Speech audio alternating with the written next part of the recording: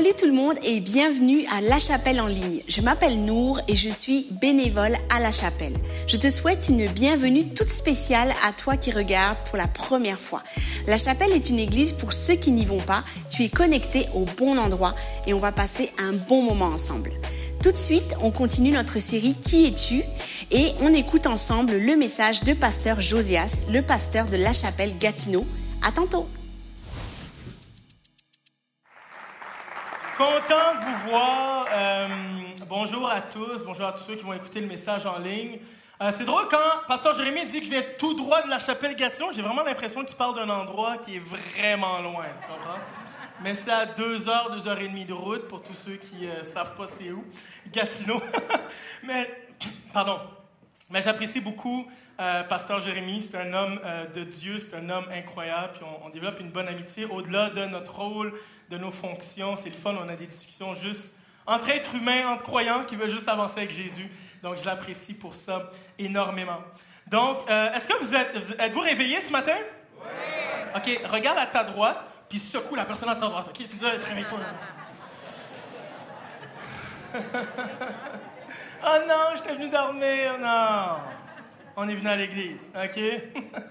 Donc, voici ce qu'on va faire. Je suis très heureux de poursuivre la série de messages sur l'identité, mais je vais juste prier avant. Ça vous va? Et le pasteur qui demande à l'église si ça va de prier, puis l'église... Oui, c'est correct? OK.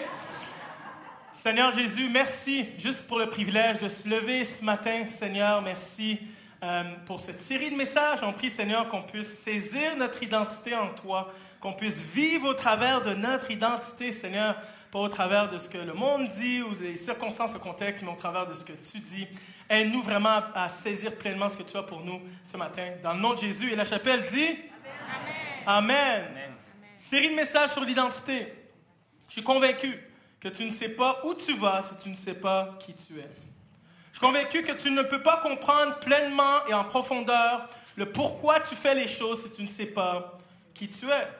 Selon moi, tu ne seras jamais bien fondamentalement à l'intérieur de toi si tu passes ta vie à essayer d'être quelqu'un d'autre. Okay? Je pensais à quelqu'un, par exemple, qui sort de prison, qui a évadé de prison, en fait. Quelqu'un qui s'évade de prison puis qui essaie de prendre différentes identités. Des fois, tu vois ça dans les films. Puis il y a quelque chose, il y a comme un mal-être de... Tu sais, c'est pas toi. La paix intérieure vient lorsque tu es aligné avec qui tu es. Donc, c'est pour ça que j'aime beaucoup cette série de messages. Je trouve que c'est fondamental, c'est capital. Et si tu restes à l'écoute, je pense que ça peut vraiment t'approfondir en Jésus. Donc, c'est sûr qu'on regarde pour les prochaines semaines l'identité du croyant en Jésus. Et vous avez vu la semaine passée, l'identité en Jésus-Christ. Donc, c'était vraiment nice. Et aujourd'hui, tu vas être encouragé et défié. Okay? Fait que dis à la personne à ta gauche maintenant que tu vas être défié. Donne-lui un coup de coude. Bon, maintenant que la droite et la gauche sont réveillées. Le titre de mon message aujourd'hui, je suis ambassadeur. Je suis un ambassadeur de Dieu. Donc, on va lire, tous les messages sont basés sur le livre d'Éphésiens, donc lisons ensemble Éphésiens 6, 19 à 20. L'apôtre Paul qui parle. Priez pour moi, afin que lorsque j'ouvre la bouche, la parole me soit donnée pour faire connaître avec assurance le mystère de l'Évangile. C'est pour lui que je suis ambassadeur dans les chaînes. Priez que j'en parle avec assurance comme je dois le faire. Premièrement, qu'est-ce qu'un ambassadeur? Quand tu penses ambassadeur, tu peux penser à un politicien, okay, qui représente un pays, qui s'en va vers un autre pays étranger. Ou tu peux penser à un diplomate dont le travail consiste à être l'intermédiaire en 2 pays. Donc, lorsque l'apôtre Paul dit « Je suis ambassadeur », okay, il est en train de dire qu'il est le représentant de Dieu sur la terre. C'est quand même quelque chose. Tu es le représentant de Dieu sur la terre. Celui qui a créé les galaxies, celui qui a créé l'univers, te choisit, toi, pour le représenter. C'est quand même big. Il n'y a pas besoin de me connaître beaucoup pour savoir que j'aime le basket. Okay? À Gatineau, sont tannés de l'entendre. Encore le basket. Hein? J'aime le basket et un des meilleurs joueurs, c'est Kyrie Irving. Okay? Il fait partie des tops Il a un talent individuel incroyable. Il est vraiment phénoménal dans sa manière de jouer. Et suite à son calibre de jeu, Nike a décidé de le commanditer. Okay? Il y a un sponsorship de Nike. Puis vous savez, ces athlètes-là, bon, ils gagnent déjà des millions, mais ils font des millions avec les commanditaires. Ils ont les souliers Nike, ils ont le chandail Nike, tout ça. Mais récemment, ce qui s'est passé, c'est qu'il a perdu son commanditaire parce qu'il n'a pas respecté les termes du contrat. Il aurait publié dans les réseaux sociaux un film qui était jugé comme antisémite. Et à chaque fois qu'il allait dans les conférences de presse, on lui posait des questions là-dessus, puis il disait « Arrêtez de me parler de questions là-dessus, moi j'ai la liberté d'expression, blablabla. » Il dit « Je veux juste parler de basket. » Puis il essayait d'éviter le truc, mais il a été suspendu par son équipe, il a dû payer une contravention. Puis finalement, Nike, la grosse entreprise, a décidé « Écoute, tu n'auras plus le commanditaire de Nike. » C'est quand même big. Donc, Kyrie ne pouvait plus représenter leur marque à cause de son choix et de sa personne. Il allait nuire à l'image de Nike. Mais vous savez quoi? Avec Dieu, c'est différent. Même lorsque tu nuis à l'image de Dieu, Dieu accepte que tu le représentes quand même. C'est fou, ça. C'est fou. Dieu t'a créé à son image. Avant même que tu réalises qui est Dieu, Dieu a déjà décidé, en tant qu'être humain, en tant que personne créée à l'image de Dieu, on est à son image. Vous savez, quand on aspire à la justice, ça vient d'où, ça? Parce qu'on est créé à l'image de Dieu. Lorsqu'on aspire à la paix, c'est parce qu'on est créé à l'image de Dieu. Lorsqu'on aspire à l'ordre, c'est parce qu'on est créé à l'image de Dieu. C'est une parcelle de son image. Lorsqu'on veut aimer, lorsqu'on croit en l'amour, on est créé à l'image de Dieu. Et c'est sûr qu'à cause du péché, on n'est pas parfait là-dedans. Des fois, on veut chercher la justice par l'injustice. Tu comprends ce que je veux dire? Des fois, on veut l'ordre par le désordre. Des fois, on veut aimer, mais avec un coup de poing. Tu comprends? Des fois, on ne fait pas les choses de la bonne façon, mais ultimement, notre recherche intérieure, notre aspiration intérieure reflète qui est Dieu. Mais Dieu ne s'attend pas à ce que tu gardes son image de manière parfaite pour que tu le représentes. Au contraire, c'est le moment où est-ce que tu décides de dire à Dieu, « Je suis imparfait », que Dieu dit, alors tu me représentes. Pourquoi? Parce que alors que tu dis, je suis imparfait, Seigneur, je suis pécheur, viens dans ma vie, lui, il te transforme à son image. Ça, c'est le deal avec Dieu. Quelle grâce et privilège d'avoir quelqu'un qui dit, tu me représentes, mais même dans tes gaffes, même dans tes erreurs, même dans des détours, même dans les choses que tu fais, que je ne suis pas tout à fait d'accord, puis j'essaie de te ramener, puis j'essaie de te sanctifier, j'ai déterminé que l'être humain va devenir mon représentant. Et en tant qu'ambassadeur, lorsque tu deviens croyant, Dieu restaure ton image. Donc, tu es un représentant de Dieu. Et deuxièmement, tu es appelé à témoigner de Jésus. Parce qu'un ambassadeur est chargé d'une mission. Un ambassadeur a des choses à dire. Et une des choses qu'il a à dire, c'est témoigner de Jésus, témoigner de l'amour de Jésus, témoigner de ce que Jésus fait dans ta vie. Vous savez, dernièrement, j'ai pris ma femme en flagrant délit de faire partie, il y en a qui commencent à rire, je ne sais pas pourquoi, mais elle fait partie des accros de Costco. Est-ce qu'il y en a qui... Ouais, ah, Marie-Ève, qui d'autre? C'est qui les autres coupables? Il y en a un autre là-bas. Les accros de Costco, c'est un vrai groupe qui existe. C'est les gens qui trippent sur Costco, OK? Et dernièrement, j'étais... vous savez, ma femme, elle capote sur moi parce que moi, j'utilise son ordi, par exemple, puis elle est encore connectée à son groupe Facebook, mais je le sais pas. Fait que là, moi, je me mets à envoyer plein de messages parce que je pense que c'est mon compte. Salut, ça... Puis là, le monde lui répond, c'est quoi ça, José? Ah, je savais pas. Hein? Bref, tout ça pour dire que je suis tombé sur le truc d'accro de Costco et il y avait une dame qui parlait de ses oranges qu'elle a achetées au Costco. Elle dit, j'ai acheté des oranges à Costco, puis arrivé à la caisse, je me suis rendu compte, en tout cas, en quittant vers le parking, je me suis rendu compte que c'était des pamplemousses. Puis là, arrivé à la maison, tu sais, mon copain m'a dit, ben là, pourquoi t'as acheté des pamplemousses? Il me semble que t'aurais dû acheter des oranges. Puis là, je lui ai dit, ben non, c'est des oranges, chérie, finalement. J'ai regardé, c'était écrit orange. Puis elle a dit, yeah, c'est des oranges. Mais non, elles sont donc bien plus grosses pour des oranges. Non, je te le dis, c'est des oranges. Non, c'est des pamplemousses. Ça crée une chicane. Là, ils se sont mis à couper le pamplemousse ou l'orange dit en question. Et là, ils l'ont coupé. Et là, c'était rouge, rouge vin foncé. Fait que là, ils ont dit, ah, c'était un pamplemousse, je te l'avais dit, je te l'avais dit. Mais là, quand elle a goûté le fameux dit pamplemousse, ça goûtait l'orange. Puis là, moi, j'étais derrière l'ordi, je vais être honnête avec vous, j'étais crampé. Parce que la manière dont elle l'avait dit, c'était vraiment trop drôle. Elle avait tellement bien communiqué sur Facebook. Puis là, j'étais comme les accos de Costco. Puis là, finalement, il y avait des centaines de commentaires. Ah, moi aussi, ça m'est arrivé. Puis moi, c'était un aspirateur que j'ai acheté. Puis là, j'étais comme, ça finissait plus. Les accros de Costco. Je disais à ma femme, c'est vraiment à ça que tu... On s'entend, c'est drôle quand même. Ça crée la communauté. Moi, je suis pour tous les outils, là. Franchement, quelqu'un qui se sent seul, qui a une communauté, ça peut être nice. Puis tu sais, tu veux savoir si les oranges sont bonnes, ça peut être nice. Mais est-ce que vous êtes d'accord avec moi que la plupart, je pense pas me tromper en disant ça, 90-95% des choses qui sont partagées dans les réseaux sociaux sont pas si importantes que ça? Et là, moi, je me dis, mais quand est-ce qu'on partage des choses qui sont vraiment utiles et impactantes pour le monde? Quand est-ce qu'on parle de ce que Jésus a fait de notre vie? Quand est-ce qu'on parle du message de Dieu pour les gens, leur éternité, pour leur destinée? Je me dis, pensez-y. Pensez à tous ceux qui ont fait des découvertes.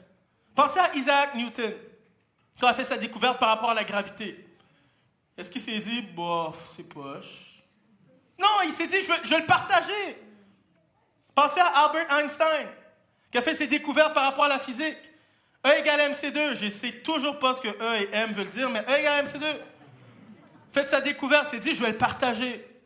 Louis Pasteur, qui a fait la découverte par rapport au vaccin, il va le partager. Et nous qui avons découvert Jésus-Christ, qui est capable de réconcilier le monde avec Dieu, qui donne un pardon immérité, on va se taire? Mais voyons donc. Moi, je pense que de la même manière qu'Isaac Newton, Albert Einstein, Louis Pasteur ont fait Eureka, on devrait dire Eureka. Je vais le partager. Puis tu me demandes à moi de le partager. Imagine si Isaac Newton vient te voir et dit, hey, peux-tu faire la conférence à ma place? Moi, merci. Wow, moi, OK, mais guys. Tu sais, quel honneur! Et Dieu nous demande de partager son message, puis bah, je sais pas le goût. Hey, c'est quelque chose! De dire à quelqu'un, de le regarder et te dire, hey, je sais que tu traverses des temps difficiles, mais je connais quelqu'un qui peut t'aider. Dieu est capable de te donner la paix. Dieu est capable de te donner le pardon. Dieu est capable de te donner la joie. Dieu est capable de te donner des conseils. Dieu est capable de te remplir. Tu te sens vide intérieur. Dieu est capable de te remplir. Tu vis l'amertume, j'ai une solution pour toi. Tu vis la colère, j'ai une solution pour toi. Tu vis des dépendances, j'ai une solution pour toi. Tu as un problème d'estime de soi, j'ai une solution pour toi. Tu as des traumas dans ton cœur, j'ai une solution pour toi. As-tu des solutions à toutes? Écoute, c'est pas de ma faute. Je parle de Jésus-Christ, le Fils de Dieu, qui a créé l'éternité.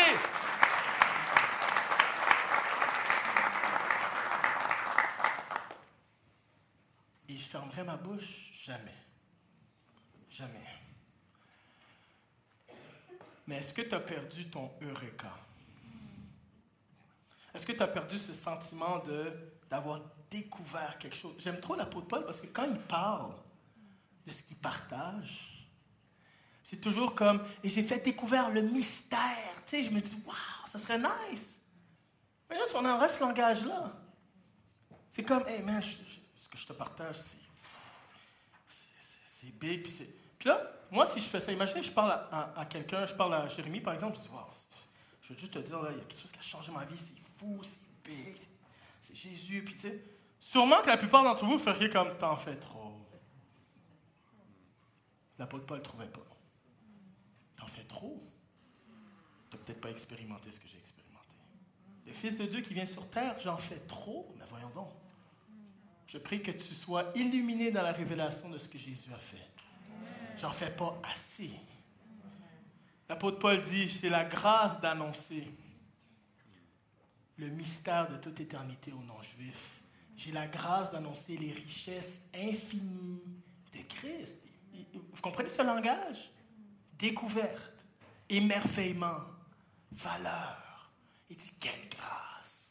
Seigneur, aide-nous à être des ambassadeurs qui s'empruntent d'un zèle basé sur ce que Jésus fait. Je suis convaincu. Par applaudissement, applaudissez ceux que Jésus a fait quelque chose dans ta vie.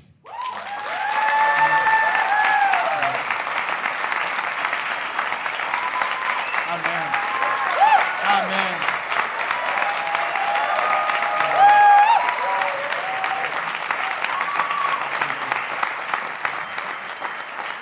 Imaginez si le nombre d'applaudissements se traduirait par un partage.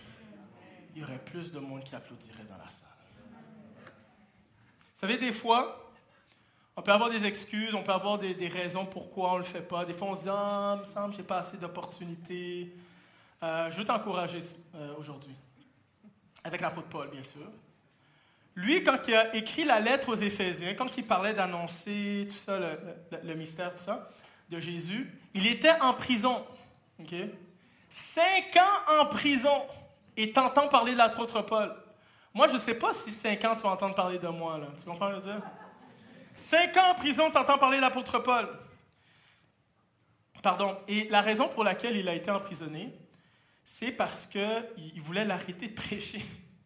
Il voulait le faire arrêter d'être un ambassadeur, dans le fond. Je veux que tu arrêtes d'être un ambassadeur. Ils ont un peu camouflé ça. Ils ont dit « Ah non, t'accuses parce que selon les traditions juives, tu as fait rentrer un non-juif dans une section que les non-juifs n'ont pas le droit de rentrer à la synagogue. » Fait que, tu sais, on t'arrête. Mais derrière ça, c'est quoi? C'est qu'ils voulaient juste pas que Paul continue de faire ce qu'il faisait. Puis en plus, Paul, il n'est pas juste un ambassadeur, c'est pas juste ça, je veux dire, c'est son identité, mais lui, il a un rôle d'apôtre. Il dirigeait des églises. Et il recevait constamment des lettres sur l'état des églises. Une lettre qui dit « problème de conflit dans telle église », un problème de l'église, une lettre qui dit « il y a des fausses doctrines qui sont enseignées ici et là ». Et l'apôtre Paul aurait pu dire, tu sais, je veux dire, honnêtement, tu es à côté de l'apôtre Paul dans la cellule, puis tu dis, qu'est-ce que je vais faire avec ça? Je serais sans mots, je ne sais pas, prier, je veux dire, qu'est-ce que tu peux bien faire dans une cellule? Mais l'apôtre Paul s'est dit, non, moi je suis un ambassadeur. Je représente le Dieu très haut. J'ai un message à partager. Quel est le moyen qu'il y a devant moi? Il dit, je vais écrire une lettre. Je ne sais pas pour ça, mais arrête-toi 2 secondes. Quand tu t'écris un texto à quelqu'un, puis qu'il y a un malentendu. Moi, ça m'arrive tout le temps. Non, c'est pas ça que je voulais dire. Il me semble le texto, il était non. J'ai pas mis assez de smiley, je sais pas. Mais tu as un malentendu. Qu'est-ce qui se passe? Tu vas appeler la personne juste pour être sûr, comme « Hey man, j'ai pas voulu dire ça. » Tu sais, les intentions, des fois le zoom, tu sais, de voir le non-verbal, tout ça. Ça, c'est juste pour un mini malentendu. Puis des fois, ça se règle même pas. Mais là, lui, il doit diriger des églises au fond de sa prison. Si on participe à un brainstorm et l'apôtre Paul dit « Je vais écrire une lettre », je vais être comme « Rejette l'idée ». Tu comprends ce que je veux dire? C'est pas assez une petite lettre. Il a écrit une lettre. Pourquoi? Qu'est-ce qu'il voulait nous enseigner?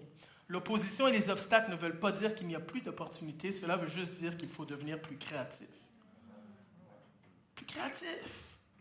L'apôtre Paul, il se résigne. L'apôtre Paul savait qu'être ambassadeur, c'est son identité. And he sticks with that. Il reste avec ça. Ça, c'est mon identité. Il faut que je partage. Je ne sais pas comment. S'il faut que j'écrive sur ma main, sur mon front, il faut que j'envoie des petits papiers, il faut que je parle aux prisonniers, il faut que je partage.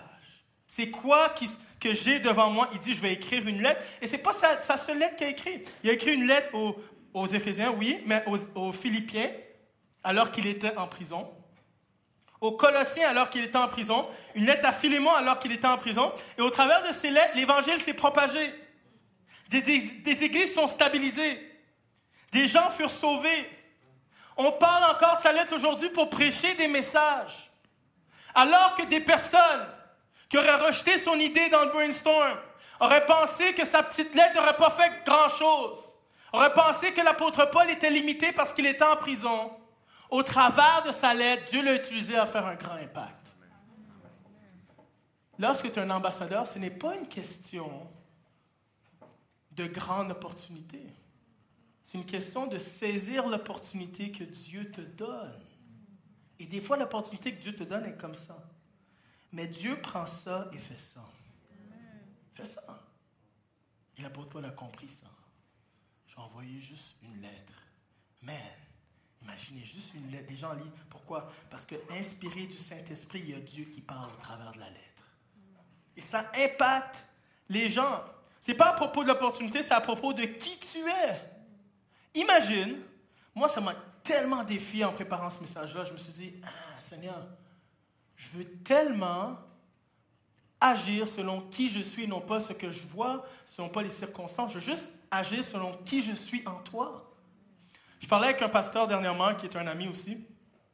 Et puis, pendant le temps des fêtes, là, on avait loué un chalet ensemble. Puis, je lui ai posé la question, toi, est-ce que quand tu commandes au comptoir, est-ce que tu donnes du tip, tu sais? Fait qu'on avait des discussions vraiment profondes. Dans le pasteur, on a toujours ce genre de discussion. Puis, lui, moi, j'étais comme, moi, non, je donne pas. Puis là, il y en a plein qui me jugent en ce moment. Seigneur, pardonnez-moi. Et là, je suis comme, mais au comptoir, non, puis ça, on ne donne pas de tip. Puis là, il me dit, moi, je donne du tip parce que c'est qui je suis.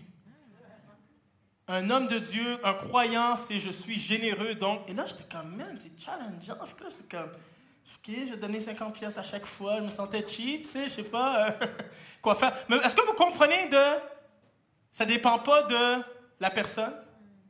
Ça dépend pas des circonstances. C'est qui je suis. Comment je ne peux pas être qui je suis? Non, je vais être qui je suis, peu importe les circonstances.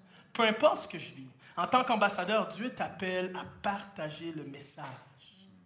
Dieu t'appelle à partager ton témoignage. Si tu ne peux pas courir, marche. Si tu ne peux pas marcher, rampe. Si tu ne peux pas ramper, roule à terre. Si tu ne peux pas rouler à terre, parle. Si tu ne peux pas parler, prie. Si tu ne peux pas prier, c'est parce que tu es avec Jésus, reviens sur terre, fais quelque chose.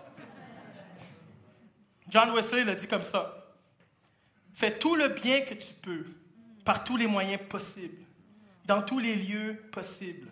Chaque fois que tu en as la possibilité, à tous les gens possibles, aussi longtemps que tu le pourras. Est-ce que tu le saisis ce matin? Juste, c'est quoi la possibilité? Nous, c'est comme, l'attente, c'est qu'on veut que la porte soit béante. Ah, j'en vois une belle porte. Non, non, non.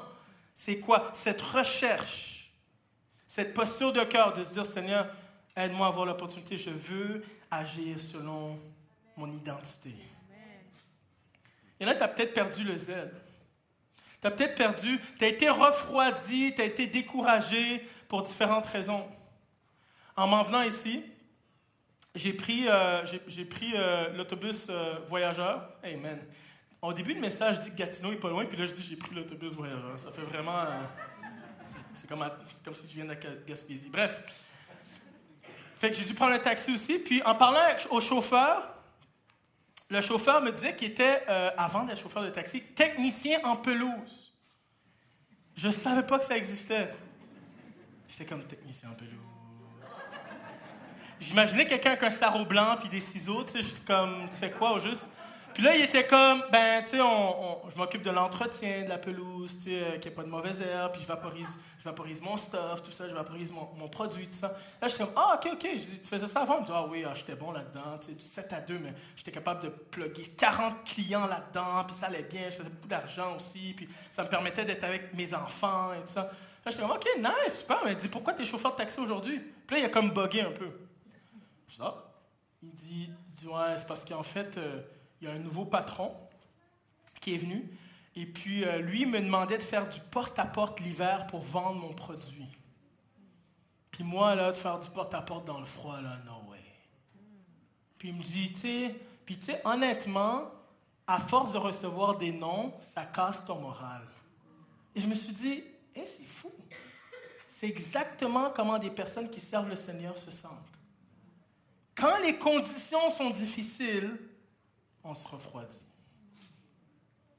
Mais tu veux que je continue à partager, même dans ma situation difficile, même dans mon épreuve, même...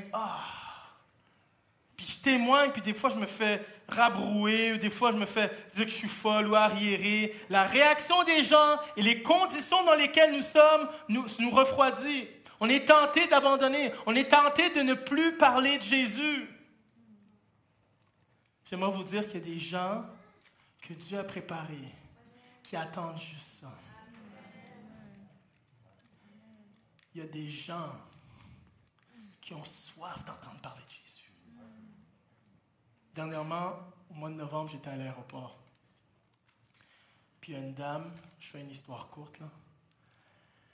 Il y a une dame, je rentre dans un resto, puis il y a le comptoir prêt à emporter est fermé. Mais là, moi, j'ai 30 minutes, j'ai l'avion que je dois prendre. Je suis comme, là, je me dis, je vais essayer d'être smart. Tu sais, faites pas ça. Là. Fait que j'ai dit, je vais m'asseoir, je vais commander, puis après, je vais demander un doggy bag pour partir. Tu sais. Fait que je m'assois, je dis, OK, est-ce que vous pouvez amener, tu sais, puisque, tu sais, là, elle a fait, elle a vu mon jeu, là, elle a fait, lui, il se pense smart, il s'en va. Puis là, moi, j'étais comme, j'aurais peut-être pas dû faire ça. Fait que là, je vais voir la madame, je suis désolé, j'aurais peut-être pas dû faire ça, désolé, puis je vais commander, OK, ouais, puis elle était vraiment bête avec moi, puis là, moi, j'ai fini de manger, puis Dieu m'a à cœur d'y donner un montant pour le tip, mais c'était comme 2 fois la facture. Fait que là, j'étais comme, Seigneur, t'es sûr? Fait que je suis comme, OK. Puis là, je lui donne, puis tu sais, quand je finis de payer, je la regarde parce que je me dis, peut-être qu'elle va réagir. Je ne dis pas que le focus était à la bonne place. OK? Je suis juste transparent avec vous. Puis là, je la regarde, puis elle ne réagit pas. Je pense que je dis, bon, OK, peu importe. Je fais ce que tu me demandes. Puis fait que je sors, puis là, elle se met à courir. Monsieur. Puis là, je dis, oui. Elle me dit, il y a une erreur dans la facture. Puis là, je la regarde droit dans les yeux. Et je lui dis, il n'y a pas d'erreur, madame. Il y a quelqu'un en haut qui t'aime. Elle a dit, c'est drôle, je me posais la question toute la semaine. Est-ce que tu comprends qu'il y a des gens qui sont prêts? Il y a des gens qui attendent ça, qu'on obéit, qu'on attend. Et moi, ça fait de ma journée. Après, j'ai dû dire à ma femme pourquoi j'ai fait une grosse dépense, mais ça, c'est autre chose. N'importe qui est marié comprend ça. OK. Quand tu es découragé, tu as l'impression que tu as besoin de plus d'opportunités, tu as besoin que les personnes soient plus réceptives, tu penses avoir besoin d'un meilleur entourage, d'être plus doué, mieux équipé, que ta saison soit plus facile. Tu dis, oui, mais mais si seulement ma saison était plus facile, si seulement j'avais un meilleur timing, une meilleure église, même, je ne sais pas, toutes les raisons pourquoi tu te dis, ouais, mais j'aimerais ça partager, mais j'y arrive pas. J'aimerais te suggérer que c'est pas ça dont tu as besoin. Tu as juste besoin de plus d'assurance. L'apôtre Paul, là, man, il se fait arrêter parce qu'il parle de Jésus. Je veux dire, il n'y a personne ici qui s'est fait arrêter, je ne pense pas, là, pour ça. Je veux dire, si jamais il nous disait j'arrête de parler de Jésus, on serait comme, c'est vrai que c'est dur. Tu sais, on aurait beaucoup de compassion. Tu comprends le dire? Mais ce n'était pas son mindset.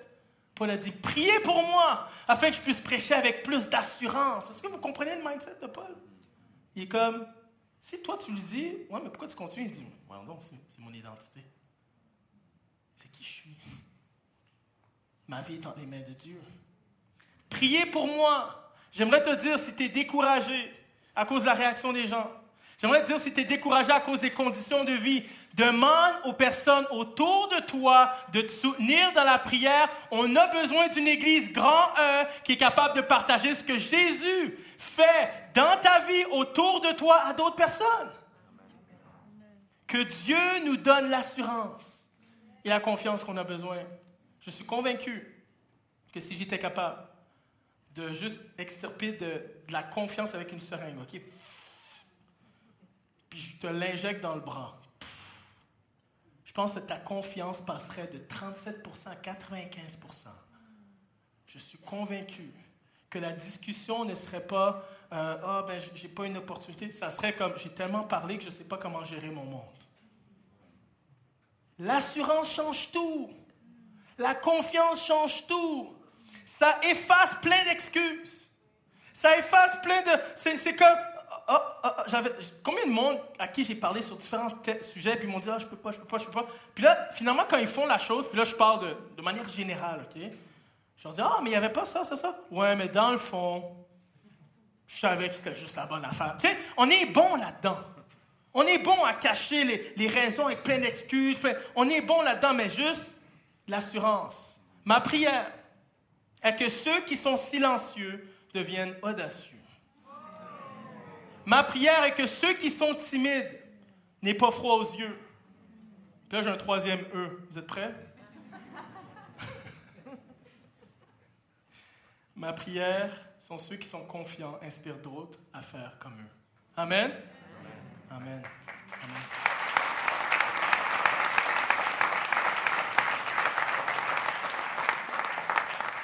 Ceux qui me connaissent savent que j'aime rien niaiser. Ma femme est comme moi, était vraiment un enfant. Fait que je mets des blagues dans mes sermons. Qu'est-ce que tu veux? Fait que il va y avoir des moments de découragement, il va y avoir des moments de doute, il va y avoir des moments où tu n'as pas le goût. Mais tu sais quoi, c'est normal. Ça fait partie de la job. Vous savez, quand vous allez au travail, il y a une journée d'orientation qui t'explique un peu les conditions de ton travail. Tu sais, tu vas faire ça, puis ça ressemble à ça, puis ça. Puis beaucoup d'entre vous, lorsque vous êtes venus au Seigneur, vous n'avez pas eu cette journée d'orientation-là. Vous avez juste su que Jésus donne la paix, la joie ou le pardon, puis c'est bon, puis c'est correct. Mais j'aimerais te dire qu'avec ton appel d'ambassadeur vient un lot de souffrance. Quand tu suis Jésus, c'est plus difficile. Pas attirant, hein? Bien suivre Jésus, c'est plus difficile. Yeah. Dernièrement, j'ai parlé à une jeune maman et elle m'a dit ceci. Elle m'a dit, avant de suivre le Seigneur, je trouvais que ma vie allait super bien. Puis quand j'ai commencé à suivre ça, je me suis mis à avoir plein d'épreuves, plein de défis, tout ça. Elle dit, mais c'est bizarre, c'était mieux. Je trouvais, man, c'est beau. Comment qu'elle l'exprime, c'est exactement ça. Si les gens comprenaient ça. Voici ce qu'elle exprime, 2 Corinthiens 1,5. En effet, de même que les souffrances de Christ abondent pour nous, de même aussi c'est par Christ que notre réconfort abonde. Savez-vous qu'il y a des personnes que j'ai vues qui souffraient sans Dieu, qui enviaient des gens qui souffraient avec Dieu? Parce qu'ils disaient, c'est drôle, mais quand tu souffres avec Dieu, c'est vraiment différent. Le réconfort abonde. Oui, c'est tough, tu grimaces. Je veux dire, on pleure de la même façon. La personne peut pleurer. Mais le réconfort, la présence de Dieu abonde. Comme quelqu'un qui fait un marathon, puis il grimace, ça lui fait mal, il y a des douleurs partout, mais il y a toute l'équipe qui est derrière, qui le suit en voiture, qui dit, vas-y, lâche pas, support moral. OK, tu as besoin d'aide physiquement, support physique. Support psychologique. Il y a le support. Dieu est là dans ton support. Malgré tes souffrances, malgré ce que tu vis, malgré tes circonstances, Dieu sera toujours là, afin que le réconfort abonde. Ça vient avec. Pas juste la souffrance, mais le réconfort. Mais des fois, on s'arrête à la première souffrance. Un autre truc pour t'encourager ce matin. Tes chaînes peuvent rendre quelqu'un d'autre libre. Retiens ça. Tes chaînes peuvent rendre quelqu'un d'autre libre. Paul a été emprisonné à différentes reprises. Paul a été en prison à Philippe. Et quand il était en prison à Philippe, il était avec son compagnon de voyage qui s'appelle Silas. Et en prison, Paul a été roué de coups, il a été fouetté. Et alors qu'il a été roué de coups et fouetté, qu'est-ce qu'il a fait dans la prison? Il y en a qui le savent? Il a chanté! Mais voyons donc! Moi, je me suis dit, j'ai eu une idée, OK, à la première réunion, là, dites-le pas à l'équipe de louange. Ils sont pas là. On va les fouetter avant la réunion. OK? C'est juste une idée. On va les rouer de coups, puis on va voir si ça va être des vrais adorateurs. Hein? Vous êtes d'accord avec moi à me lever, non? Honorer Dieu. Et alors qu'ils sont en train d'honorer Dieu, la terre tremble. Les prisons s'ouvrent. Les chaînes brisent. N'importe quel prisonnier dans cette situation-là, qu'est-ce qu'il fait? Il part! Wouhou! I'm out! Ça entend sa vie, mon œil! Tu sais? Mais voici ce que Paul fait. Puis je vais le lire avec vous, ça ne va pas apparaître à l'écran. Pardon, il faut que je vous dise une info avant. C'est que, alors que les prisons s'ouvrent et les chaînes brisent, il y a un gardien de prison qui est là, puis il veut s'enlever la vie. Parce que c'est sa responsabilité. Okay? À l'époque, c'est comme, je suis mieux que mort de toute façon. C'est à moi, là, c'est la responsabilité. Et voici comment l'apôtre Paul réagit, Actes 16, 28 à 34. Mais Paul a crié d'une voix forte, « Ne te fais pas de mal, car nous sommes tous ici. » Alors le gardien a demandé de la lumière et a entré précipitamment et s'est jeté tout tremblant aux pieds de Paul et de Silas. Il les a fait sortir et a dit, écoutez, « Seigneur, que faut-il que je fasse pour être sauvé? » Paul et Silas ont répondu, « Crois au Seigneur Jésus-Christ et tu seras sauvé, toi et ta famille. » Et ils lui ont annoncé la parole du Seigneur, ainsi qu'à tous ceux qui étaient dans sa maison. À cette heure-là de la nuit, le gardien les a emmenés pour laver leurs plaies. Il a immédiatement été baptisé, lui et tous les siens. Après les avoir conduits chez lui, il leur a servi à manger. Il se réjouissait avec toute sa famille d'avoir cru en Dieu. Tes chaînes peuvent rendre quelqu'un libre. Alors que Paul était en prison, Dieu a utilisé ces circonstances-là pour amener la vie à quelqu'un d'autre qui allait s'enlever la vie. Ta souffrance est la clé qui libère d'autres personnes. Je ne sais pas pour toi, mais moi, ça m'encourage. Dieu utilise parfois les moments les plus sombres de ta vie pour emmener la lumière dans le cœur de quelqu'un d'autre. C'est fou. Et voici comment rendre ça possible.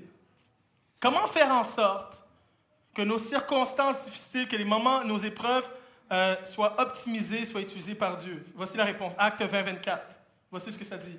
Paul qui parle. « Mais je ne fais pas pour moi-même aucun cas de ma vie, comme si elle m'était précieuse, pourvu que j'accomplisse ma course avec joie et le ministère que j'ai reçu du Seigneur Jésus d'annoncer la bonne nouvelle de la grâce de Dieu. » Paul est comme, pas grave ma vie. Le plus important, la mission de mon Seigneur. Pourquoi? Parce que la valeur que j'accorde à la vie de Jésus en moi a plus de valeur que ma vie à moi. Quand tu penses comme ça change tes décisions. Imaginez, les portes de la prison ouvrent, les chaînes sont brisées. Tu te dis, tellement d'opportunités pour moi. Pour moi, je vais pouvoir aller voir ma famille, je peux sortir, je peux. Mais Paul a dit, non, l'opportunité que Paul a vue, c'est l'homme qui allait s'enlever la vie. Il prenait les risques de peut-être rester en prison. Peut-être qu'on allait le garder. Mais Paul, c'est comme ce qui est plus important pour moi, c'est de faire ce que Jésus me demande. Pas les opportunités qui se présentent devant moi. Et si ce que Jésus me demande me fait souffrir, pour moi, ça a plus de valeur qu'une opportunité qui ne me fait pas souffrir sans Jésus. Et quand tu penses comme ça, Dieu utilise tes souffrances afin d'être la clé, la lumière pour quelqu'un d'autre. Amen? Est-ce que tu es lié au Seigneur avec ta vie ou tu es lié au Seigneur le dimanche? Est-ce que tu es lié au Seigneur quand tout va bien ou tu es lié aussi au Seigneur quand tout va mal? L'apôtre Paul est comme, je suis avec Jésus no matter what. Je suis avec Jésus no matter what. Il était lié à lui. Et lorsque l'apôtre Paul dit qu'il est un ambassadeur dans les chaînes, il n'est pas juste en train de dire qu'il est en prison. L'apôtre Paul, il utilise les mots d'une manière littérale et figurée en même temps. Il dit, je suis un ambassadeur dans les chaînes pour dire qu'il est attaché au Seigneur. Parce que dans Éphésiens 3.1, qui prouve cela, il va dire ceci. Moi, Paul, je suis le prisonnier de Jésus-Christ pour vous, les non-juifs. Voyez-vous l'image qu'il donne aux gens? Je suis le prisonnier de Jésus-Christ. N'importe qui ferait comme, tu n'es pas le prisonnier de Jésus, tu es prisonnier de Néron. C'est lui qui t'a emprisonné. C'est pas Jésus, c'est quoi le rapport? Paul est comme, tu penses que je suis lié à mes circonstances? Non, je suis lié à mon Seigneur. Ce n'est pas les circonstances qui me définissent, c'est le Seigneur qui me définit. C'est ça que Paul a compris son identité. Le mot prisonnier, les chaînes, ça veut dire d'être lié, d'être captif. Paul il dit, mes pensées sont captives à l'obéissance de Jésus. Mon cœur est captif à Jésus. Mon caractère est captif à Jésus. Peu importe la circonstance que je me trouve, peu importe les moments difficiles dans lesquels je me retrouve, c'est mon identité qui se révèle. Ce que Paul est en train de dire, c'est ce qui a de plus d'influence sur ma vie, c'est Jésus. Et vous savez, il y a une pensée populaire qui dit, souvent, on est le produit de notre environnement, puis j'ai invité Julie à revenir. On est le produit de notre environnement, de notre cercle social, de notre éducation, de notre conditionnement. Puis c'est vrai, je veux dire, il y a une partie où est-ce que tu as été élevé dans un contexte, c'est sûr que ça t'influence. Moi, j'aime le basket parce que j'avais un basket dans les mains à 1 an, tu comprends ce que je veux dire? C'est pas vrai, là. Mais j'aime le basket, tu sais, mon entourage, tu sais, on est influencés les uns des autres. Mais ce n'est pas le contexte. Paul est en train de dire, ce n'est pas le contexte qui te définit. C'est Jésus qui te définit. Est-ce que vous comprenez la liberté que ça donne? Tu vis quelque chose et quelqu'un veut mettre une étiquette sur toi, tu rejettes l'étiquette. Non. Je disais cette semaine quelqu'un qui disait, je suis un loser parce que j'ai perdu ma job. Il se met ça sur le front. Paul, il dit, je perds ma job, je suis un ambassadeur.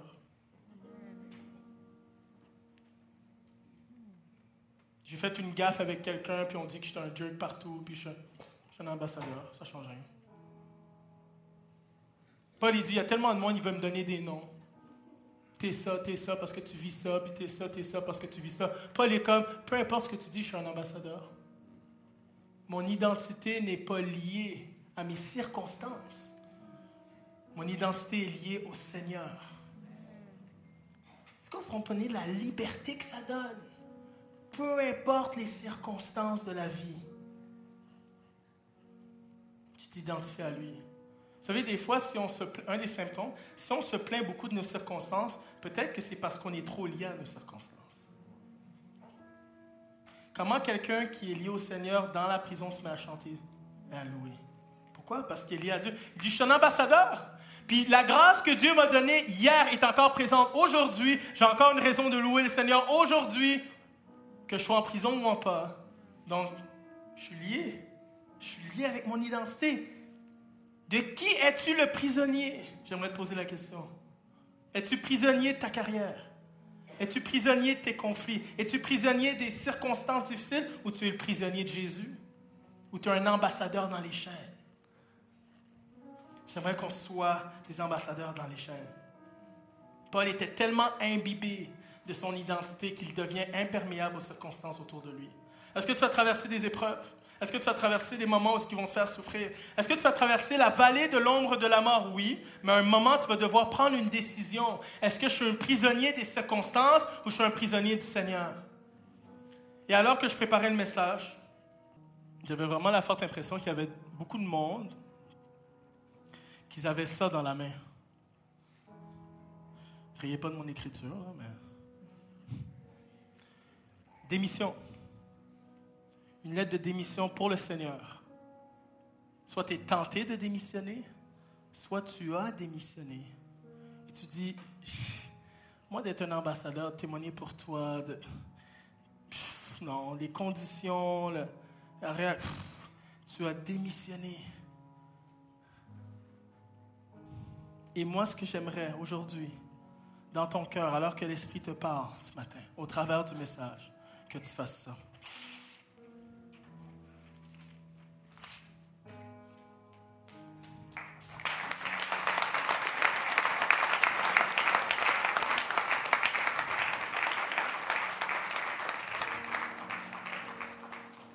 Seigneur, je veux repostuler à nouveau.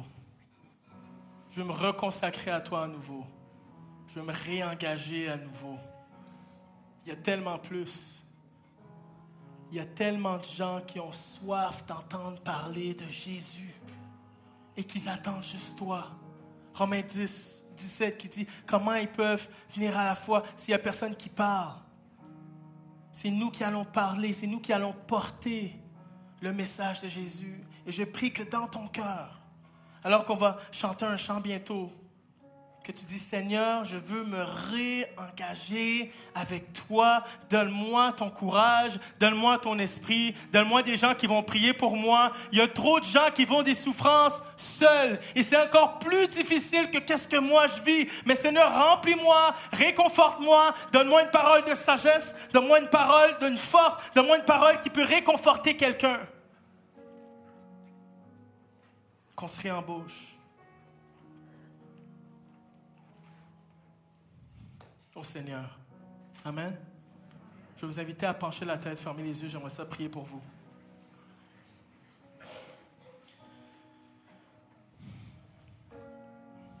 Alors que les têtes sont penchées, les yeux sont fermés, je vais juste faire une invitation à quelqu'un qui dit « Moi, c'est moi ça. » J'aimerais ça me réengager full pin, comme on dit, à fond pour le Seigneur. Le Seigneur me parle aujourd'hui. Et j'aimerais me réengager. Alors que les têtes sont penchées, les yeux sont fermés, je vais t'inviter là où tu es à juste lever la main. Il n'y a rien de miraculeux dans le fait de lever la main. C'est juste un geste de foi. C'est devant Dieu, en toi et Dieu. Et j'ai invité tous ceux qui disent, moi je veux expérimenter Jésus. Je veux l'avoir dans ma vie pour la première fois. Je veux savoir c'est quoi de marcher à ses côtés, qu'il marche à mes côtés, même dans les épreuves. Alors que les têtes sont penchées, les yeux sont fermés, je vais t'inviter à lever la main là où tu es. Je vais dire, Seigneur, c'est moi ça. Seigneur Jésus, alléluia. Merci pour ta grâce, merci pour le privilège d'être un enfant de Dieu. Merci pour le privilège qu'on soit tes représentants, Seigneur, sur terre. Ça n'a aucun bon sens. Mais Seigneur, aide-nous à marcher dignement de l'appel que nous avons reçu. Seigneur, pas dignement dans le sens où on doit avoir une image, où on doit être parfait, mais dignement dans le sens où on t'abandonne jour après jour notre vie. On se réengage, on se reconsacre à toi jour après jour, Seigneur. Aide-nous à marcher dignement de l'appel que nous avons reçu. Dans le nom précieux de ton Fils Jésus. Amen. Amen. Est-ce qu'on peut applaudir d'avance ce que Dieu va faire? Wouhou!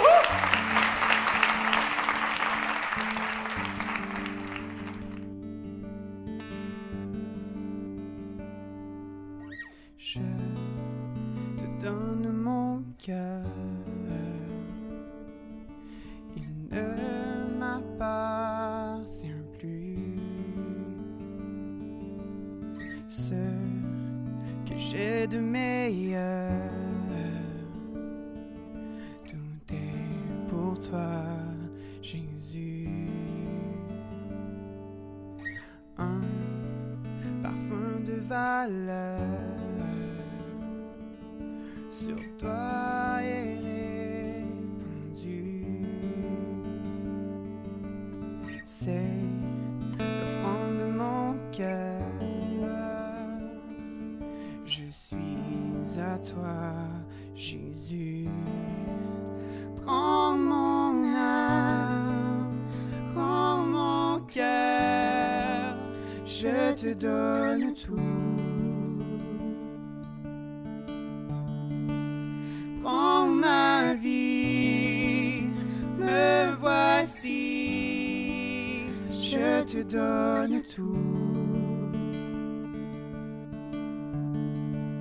Mon cœur est à toi, tout à toi.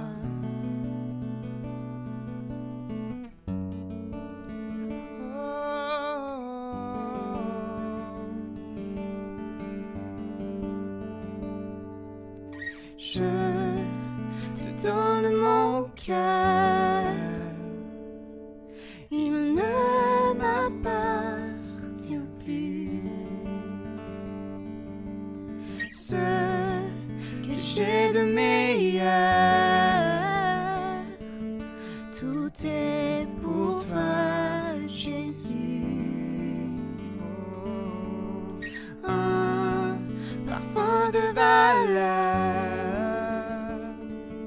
sur toi est répandu.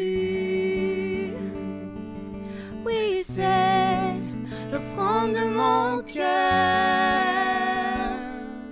Tout est pour toi, Jésus. Prends mon âme, prends mon cœur. Je te donne tout.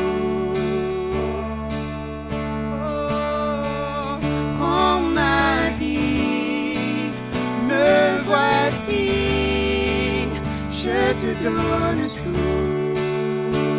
Prends mon âme, prends mon âme, prends mon cœur. Je te donne tout.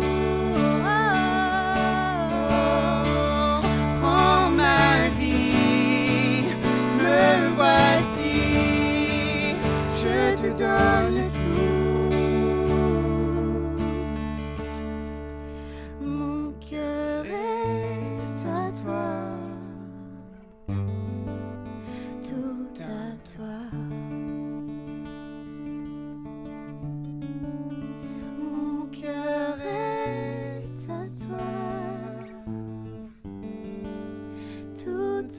Toi,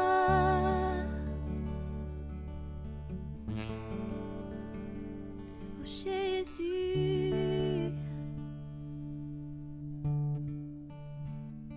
reçois l'offrande de louange de nos cœurs. Tu en es digne, mon Jésus.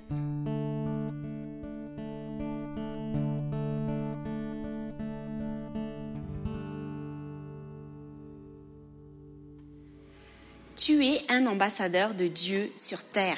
Tu es un ambassadeur dans ta famille, dans ton couple, dans ton travail, dans chaque sphère de ta vie. Que Dieu nous aide à être ambassadeurs qui le représentent avec enthousiasme et avec cœur. Et comme Paul l'a été, soyons créatifs dans la façon de témoigner de Jésus cette semaine. N'oublions pas, ce n'est pas une question d'opportunité, mais d'assurance. Si tu veux connecter avec d'autres chrétiens de la chapelle, n'hésite pas à rejoindre Pasteur Loïc sur Zoom le lundi midi.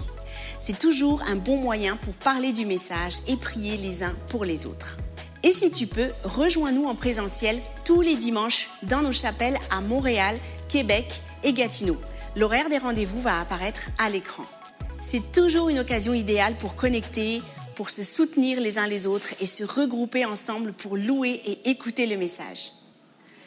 Merci à tous ceux qui donnent généreusement semaine après semaine. Ta générosité fait une grande différence dans notre Église et on veut te dire merci. Si la chapelle est ton Église, je t'invite à donner de façon régulière. Tu peux le faire de façon automatique en allant sur notre site web ou sur notre application mobile.